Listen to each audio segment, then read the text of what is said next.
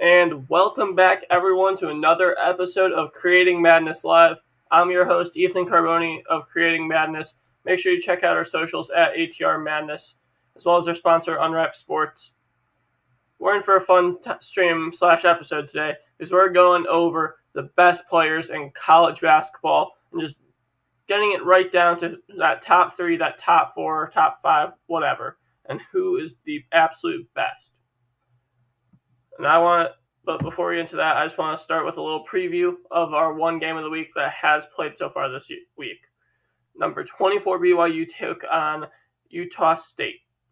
The Cougars beat the Aggies by a final score of 82-74, and it was a very interesting game for the one reason of the usual instance of success for BYU. Alec Barcello scored 17 points. Well, that's about his average and relatively good.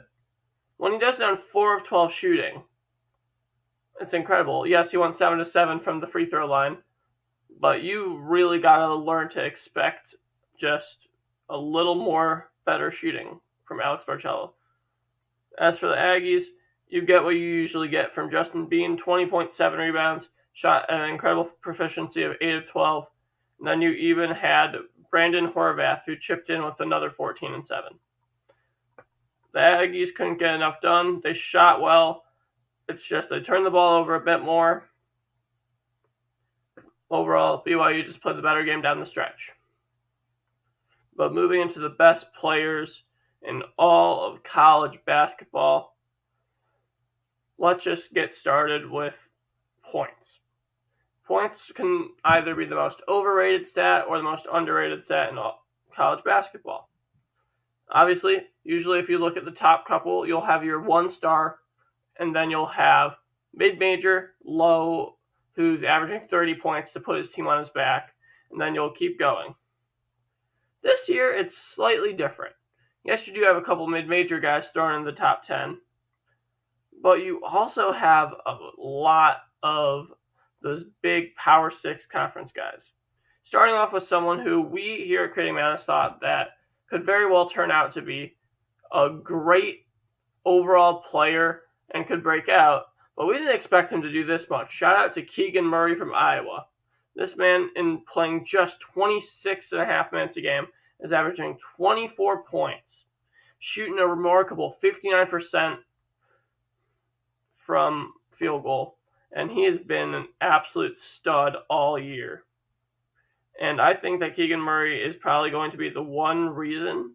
Obviously, they have J-Bo. Obviously, they have numerous other people. It's just Keegan Murray is going to be the one reason why Iowa gets taken to the NCAA tournament.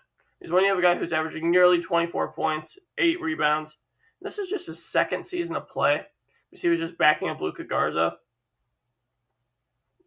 The ceiling is as high as ever for Keegan Murray. And then another player who we were all high on, Ochai Agbaji. The Kansas guard, senior, averaging 22.5, 4, and about 2 assists, along with nearly a steal. Ochai Agbaji is one of the most talented defensively and offensively guards, and Ochai might be one of the main reasons where we see Kansas make a run in the tournament. As usual, Kansas is a stacked team, but Ochai Agbaji is just that talented. As for the mid-major guys that we're going to shout out here, Max Abmas and Tavion Kinsley. Max Abmas, we all knew what he was going to do this year. He was going to put Oral Roberts on his back.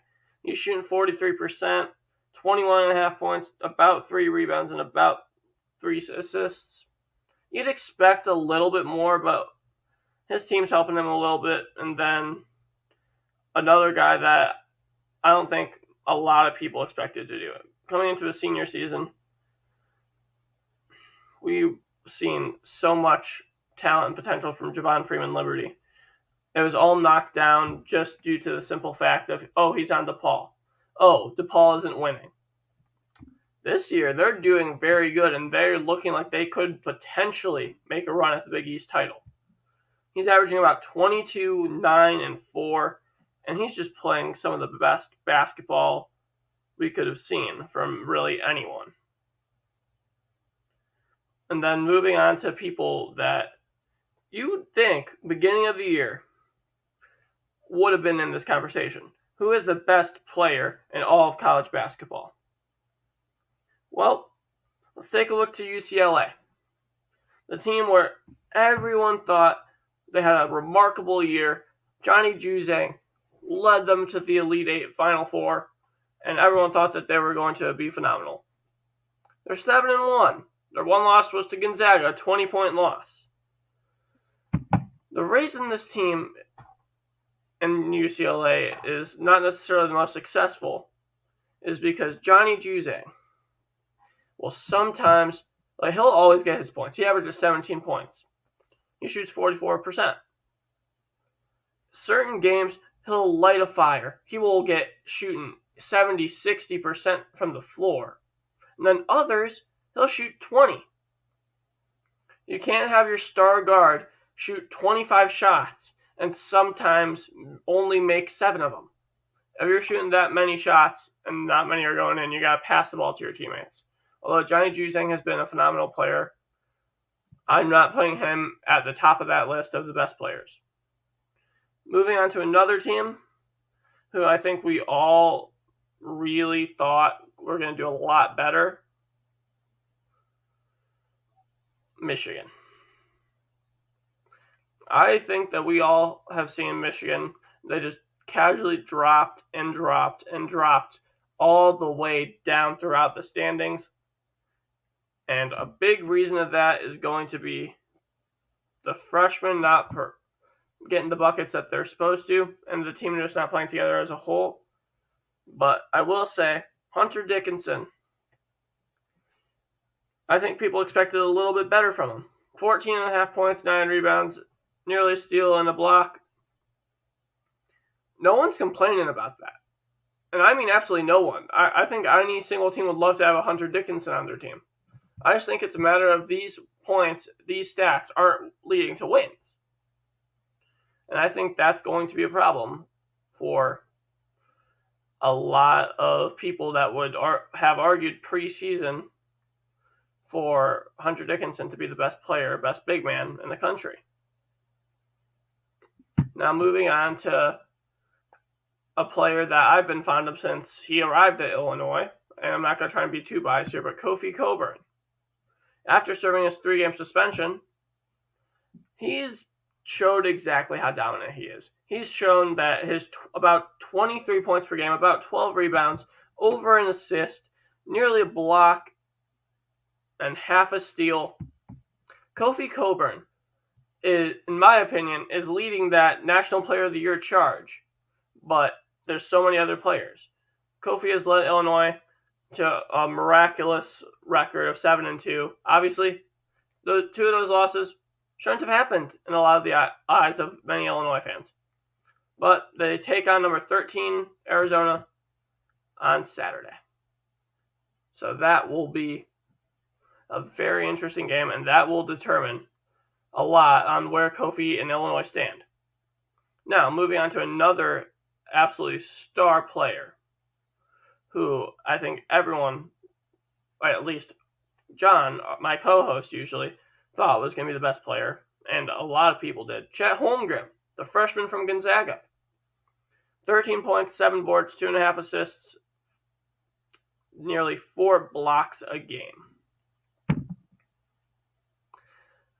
I think every single person wants Chet Holmgren on their team. He's probably one of the best defensive centers. Yes, he's skinny. Yes, he can get body. I don't care. Chet Holmgren is one of the absolute players in the country. And I think that we're seeing so much from Chet that he will be that number 1 overall player picked in the draft. But his numbers aren't showing enough that you can call him the best player. And in the comments, I want you guys to drop your opinion right now. Who's the best player? We're going live on Colorcast, YouTube, everything. Drop your prediction right now. Who is the best player in college basketball? And I'll get to mine at the end of the show. But Drew Timme, another player on Gonzaga. 18 points, 6 rebounds, 2.5 assists, nearly a block. Gonzaga has to share the ball so much, and I think we've all absolutely seen so much from him throughout his years at Gonzaga. He's going to be a first-round pick when he declares for the draft, or at least he should be. But this Gonzaga team's underperformed. Yes, they played against teams like Alabama, who are absolutely incredible, and I'm going to get to them in just a second. But when Gonzaga has 2 losses throughout the first 9 games of the year, when a lot of people were saying they were going undefeated, I want to see just a little bit more from that Gonzaga team. And if they win that national championship on the back of Holmgren or Drew Timme, then maybe we can enter them slightly more into that conversation. I saw an Emoni Bates comment, so you know what? I'm going to skip to Alabama. We're going to go right into Memphis basketball. Geez, I could go on about Penny Hardaway for a long time. I love the guy as a player. But what the actual hell is going on? You have Emoni Bates, freshman, projected first-round pick, shooting 38.5%, 31.6%, and 69% for his shooting splits. That's a problem. If you watch his games, you'll see him pull up from near logo 3 range. He's not LaMelo Ball. He's not Stephen Curry. This is a 6'9" freshman that is supposed to be an ultra-athletic, raw, talented player. And yes, you can see the athleticism. Yes, you can see how talented he could be. He just needs a coach that will discipline him. And that should have been his freshman year in college. Emoni Bates is going to fall in the draft, but we can get to that later in the season. Averaging not even 12 points, 3 rebounds, a block. Impressive stats for someone who you want to see as a role player. But when that's your leading scorer for Memphis, when Emoni Bates was supposed to, and this team was supposed to carry Penny Hardaway over the top, we have not been seeing the absolute top-tier player that Penny Hardaway thought he was getting. Now moving into a potentially less popular option, but still definitely up there, Jaden Shackelford. The Alabama junior played absolutely phenomenal basketball. Their next game against Houston will definitely show a lot because Houston's a phenomenal offensive team, and if Shackelford can lock up their speedy guards, that's going to be very impressive. He's a 19-point-per-game scorer. He shoots fairly well, 44.6%, 7 rebounds. He's getting 19 points on a team that has Javon Quinterly, J.D. Davidson, and it's just a guard-stacked team. I think we've definitely seen Jaden Shackelford look and play exactly how you would think Gonzaga or Michigan would have played. We're seeing Alabama look like the top team in college basketball at certain points throughout this year. We're going to get to the top team in college basketball in just a second after we talk about Colin Castleton of the Florida Gators. His numbers, not necessarily most attractive, but 15.7 points, 9.3 rebounds, 2.8 blocks, and 0.9 steals. The blocks and the steals are there. He's an incredible defensive player. He locks down almost whoever he's guarding. He's one of the best paint or perimeter defensive players in the entire college basketball landscape. And I definitely think that we are seeing Colin Castleton as, give or take, a top player in the SEC. Top 2, top 3. And then moving on to a team that I think that we've all definitely enjoyed watching, as they are the lone undefeated team that actually has a shot at the Big Ten championship, because I don't think there's any other undefeated Big Ten teams. So, because I don't have it in front of me, Jaden Ivey. About 16 points, 6 rebounds. Ultra-athletic guard, can shoot from anywhere, can pretty much jump over a 7-foot-tall man with ease. Only reason that he's not scoring as much is because he has Zach Edey and Trevion Williams as his big men. If you had 2 of the top 5 big men on your team, they're going to get buckets, and they do. But I think that Jaden Ivey has been playing like the best player on Purdue. That he has been the absolute best player.